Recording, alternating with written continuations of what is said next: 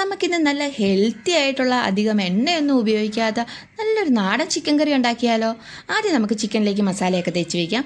അതിന് വേണ്ടിയിട്ട് ഞാനിവിടെ കുറച്ച് മുളക് പൊടി, മല്ലിപ്പൊടി, പിന്നെ നമ്മുടെ പെരിഞ്ചീരകത്തിൻ്റെ പൊടി, ചിക്കൻ മസാല, ഗരം മസാല, മഞ്ഞൾപ്പൊടി, ഉപ്പ് എല്ലാം കൂടി എടുത്തിട്ട് ചിക്കനിലേക്ക് നന്നായിട്ട് മിക്സ് ചെയ്ത് മാറ്റി വയ്ക്കുക. അതിനുശേഷം ഒരു ചീനച്ചട്ടി അടുപ്പിലേക്ക് വെച്ചിട്ട് 2 ടീസ്പൂൺ വെളിച്ചെണ്ണ ഒഴിക്കുക.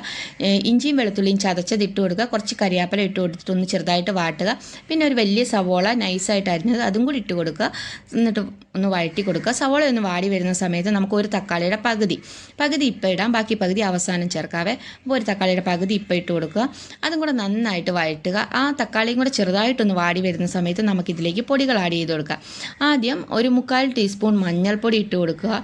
പിന്നെ ഒരു 1.5 ടീസ്പൂൺ കാശ്മീരി ചില്ലി പൗഡർ ഇട്ട് കൊടുക്കുക. അത് കഴിയുമ്പോഴത്തേക്കും ഒരു 1/2 ടീസ്പൂൺ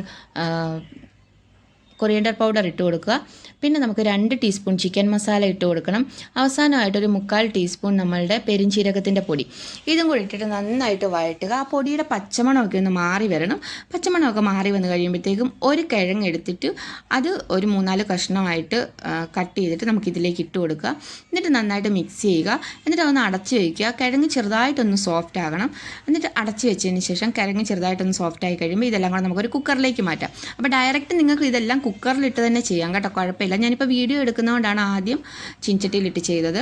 എന്നിട്ട് ആ മസാല എല്ലാം ഇട്ടിട്ട് നമ്മൾ ചിക്കൻ പുരട്ടി വെച്ചിട്ട് ആ ചിക്കനും കൂടി ഇട്ട് കൊടുക്കുക. കുറച്ചൊരു വെള്ളം, ഒരു 1/4 ഗ്ലാസ് വെള്ളം കൂടി ഒഴിച്ചിട്ട് ഇതൊന്ന് അടച്ച് വയ്ക്കുക. അടച്ച് വെച്ചിട്ട് നമ്മളൊരു 2 വിസിൽ കഴിയുമ്പോഴത്തേക്കും നമ്മുടെ ചിക്കനും കിഴങ്ങും എല്ലാം വെന്ത് വന്നിട്ടുണ്ട്. ഇപ്പം നിങ്ങൾക്ക് ഗ്രേവിക്ക് ആവശ്യമായ ചൂടുവെള്ളം ഒഴിച്ചു കൊടുക്കുക. ഞാനൊരു 1/4 ഗ്ലാസ് ചൂടുവെള്ളം ഒഴിച്ചു കൊടുത്തിട്ടുണ്ട് കേട്ടോ. ഇനി നമ്മൾ മാറ്റി വെച്ചിരിക്കുന്ന തക്കാളിയിൽ അതും കൂടി ഇതിനകത്തോട്ടൊന്ന് അരിഞ്ഞിടുക. പിന്നെ കുറച്ച് ഗരം മസാല, 1 ടീസ്പൂണോളം ഗരം മസാലയും കൂടി ഇട്ടിട്ട് നന്നായിട്ടൊന്ന് മിക്സ് ചെയ്തിട്ട് ഇതൊരു 2-3 മിനിറ്റ് അവിടെ ഒന്ന് ഇരുന്ന് തിളച്ച് ചാറൊക്കെ ഒന്ന് കുറുകട്ടെ.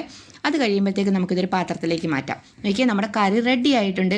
ഇനി ഇതിനകത്തേക്ക് കുറച്ച് ഫ്രഷ് കറിവേപ്പില ഇട്ട് ഒരു 2-3 സ്പൂൺ നമ്മളുടെ വെളിച്ചെണ്ണയും കൂടെ ഒഴിച്ചിട്ട് അടച്ച് വയ്ക്കുക. തീയൊന്നും കത്തിക്കേണ്ട, അങ്ങനെ അടച്ചു വയ്ക്കുക. പിന്നെ നമ്മൾ സെർവ് ചെയ്യുന്ന സമയത്ത് തുറന്ന് വെക്കുമ്പോൾ നല്ല സ്മെല്ലായിരിക്കും കേട്ടോ. അതുപോലെ തന്നെ നല്ല ടേസ്റ്റുമാണ്. ചപ്പാത്തിയുടെയോ ചോറിൻ്റെ ഒക്കെ കൂടെ നമുക്കിത് കഴിക്കാം. എളുപ്പമല്ലേ ഉണ്ടാക്കാൻ. എല്ലാവരും ഒന്ന് ട്രൈ ചെയ്ത് നോക്കണം. നിങ്ങളുടെ അഭിപ്രായങ്ങളൊക്കെ അറിയിക്കണേ കൂട്ടുകാരെ. ഇഷ്ടപ്പെട്ടാലൊന്ന് സബ്സ്ക്രൈബ് ചെയ്ത് സപ്പോർട്ടും കൂടെ